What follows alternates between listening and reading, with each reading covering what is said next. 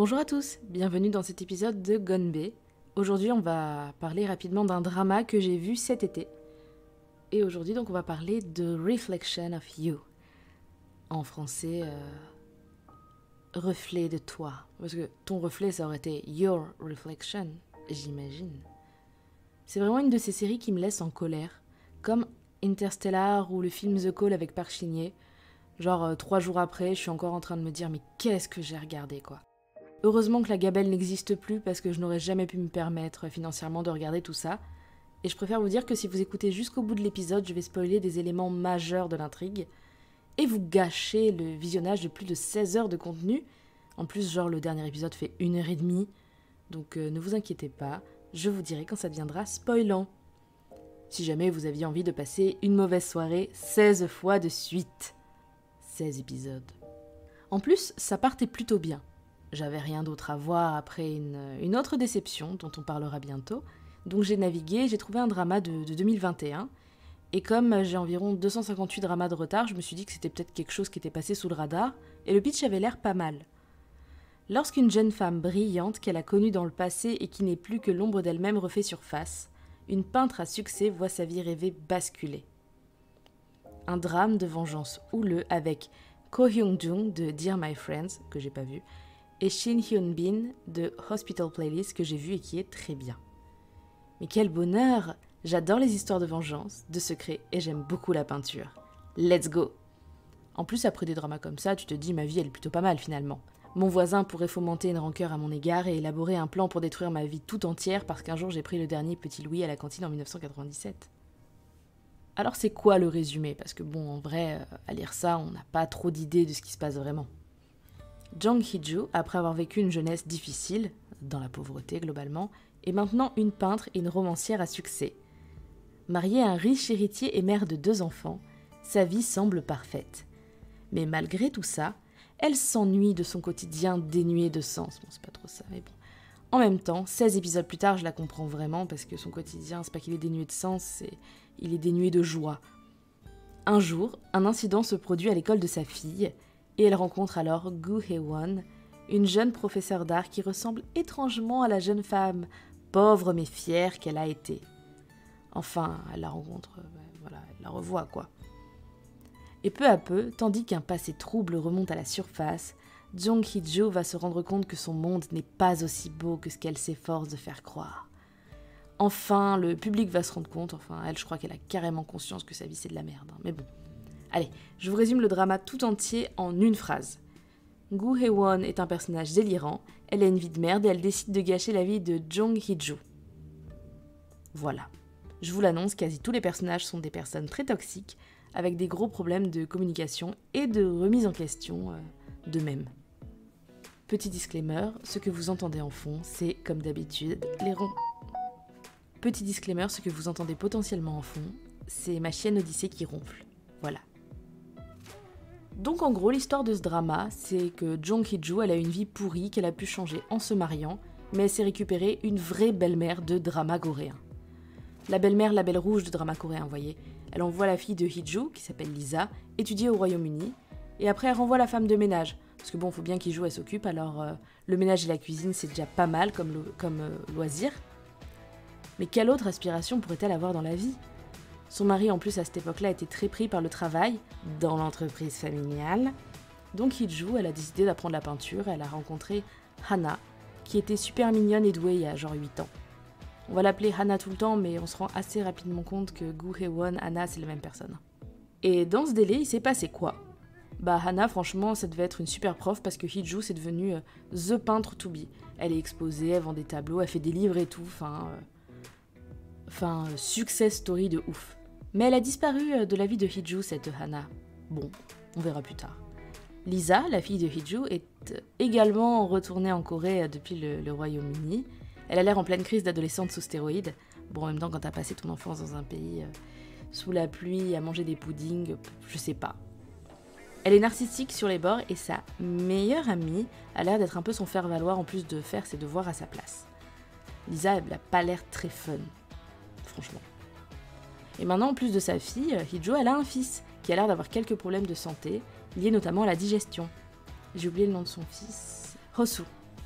Osu, comme c'est un garçon, la belle-mère, elle a décidé que c'était à elle. C'était sa chose. Je vous spoil sa justification de incroyable. Hein. Comme Hiju, elle a volé mon fils, ça s'appelle le mariage, je lui prends le sien et c'est lui qui héritera de tout. Je sais pas ce qu'elle attendait de son fils, qui se marie jamais, je sais pas trop. En tout cas, ce gamin, Osu, spoiler, il va passer la série à avoir mal au bide et à vomir partout.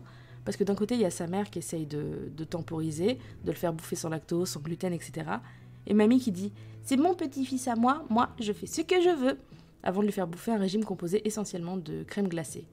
Bref, du coup, il a bobo bidou et la vieille, elle passe sa vie à lui prendre son fils. Ce soir, il vient manger à la maison, il dort à la maison, à lui faire des réflexions, à lui donner des ordres. C'est elle qui décide de tout. Où il va à l'école, ce qu'il fait dans la vie, etc. C'est un enfer. Vraiment, elle a une vie, moi, je trouve ça pas mal, Hiju. Vraiment, c'est la vie rêvée. Hiju, elle a aussi un frère qu'elle a quasiment élevé elle-même, il a l'air trop mignon, il est médecin. Mais bon, lui, il a un secret aussi super dark, comme tout le monde dans la série. Pour aucune raison, il travaille dans l'hôpital possédé par la belle-mère démoniaque, et il sert pas à grand-chose dans la série. Franchement, si on l'enlève, on gagne encore quelques heures de sa vie. Moi, je vais vous faire des cuts, je vais vous faire la version Kai de ce drama. Et par-dessus ce quotidien idyllique vient se greffer donc Hana, Gu Hae-won, qui est revenue dans la vie de notre héroïne sous forme démoniaque et très mal coiffée, à grands coups de livres. À grands coups de livres dans la gueule de Lisa pour être précis. C'est tout à fait normal, un personnage très équilibré qui tabasse une enfant, une lycéenne. Et le pire, c'est que 16 épisodes plus tard, avec un peu de recul, je me dis « C'est pas le truc le plus choquant qu'elle a fait. » Finalement. Hana, bon, elle avait pas toutes les cartes à la base. Elle a une mère alcoolique dont le travail c'est de scammer des gens. Un mari amnésique, on le saura pourquoi, qui a eu un accident en Irlande. Et il y a son papy aussi, mais son papy il est mignon alors on va le laisser hors de cette débâcle, s'il vous plaît. Et ça va aller de mal en pis. On découvre au bout de 5 minutes que le mari de Hana, ça a été l'amant de Hiju. Et du coup, Hana, elle va partir en couille totale. Et elle va tout faire pour pourrir la vie de Hiju, qui, comme nous les téléspectateurs, subit de A à Z ce drama. Du coup, il y a un petit... on se sent un petit peu dans son équipe, finalement. On passe aussi de très mauvais moments. Je sais pas, tu as piqué mon mec, c'est pas censé prendre des proportions pareilles, genre ça justifie pas le fait de frapper quelqu'un qui a rien à voir avec l'histoire, etc. Ça justifie pas tout ce qui se passe par la suite, enfin... Au bout d'un moment, faut aller voir un... Enfin... Au bout d'un moment, faut savoir toute proportion garder. Alors j'ai aimé quoi dans ce drama coréen, dans ce divertissement coréen ? Qu'est-ce qui fait que je suis allée jusqu'au bout ? Je pensais que la fin allait arranger les moyens, c'est pas vrai. Donc qu'est-ce que j'ai aimé ? Les musiques déjà sont très sympas, la production est plutôt cool et les décors aussi. Le casting est vraiment chouette. Il y a probablement que 3 de mes auditeurs qui vont avoir la ref, mais Kim Sang-ho, Choi Won-young, Shin Hyun-bin, So Jong-yeon, mes préférés. Et après, dans les chouchous du casting, il y a quelqu'un qui a participé à une autre débâcle, Park Sung-yoon, qui a joué dans Love Alarm et qui joue ici la seule amie de notre héroïne. Genre, si on regarde la liste du casting, elle est listée comme nanana, l'amie de Hiju. Genre, the friend. Si vous n'avez pas écouté l'épisode sur Love Alarm, allez-y. En plus, il y a Aline de mes Madeleines coréennes, la vraie experte des dramas coréens, qui est dedans. Après, bon, tout ce que j'ai cité, c'était aussi des points positifs dans Love Alarm, la prod, etc. Et vous connaissez le résultat, de la merde. En ce qui concerne les points négatifs, on va essayer de résumer. Le scénario, déjà, on va en reparler, mais le scénario. Les personnages sont tellement toxiques dans leur comportement et leur développement qu'on a du mal à s'accrocher à quelqu'un d'autre que le grand-père de Hana ou le frère de Hiju, mais en fait, c'est des personnages qui servent un petit peu à rien du tout. Donc ils ont même pas de valeur ajoutée. On se dit juste « Ah, il y a des vrais êtres humains dedans !» Je crois qu'il y a même des moments où je me suis perdue dans le détail des décors au lieu de suivre les dialogues. « Oh, c'est sympa, derrière il y a un bar, il a l'air cool. » Après, ça n'empêche pas de suivre car il y a trop de flashbacks en fait.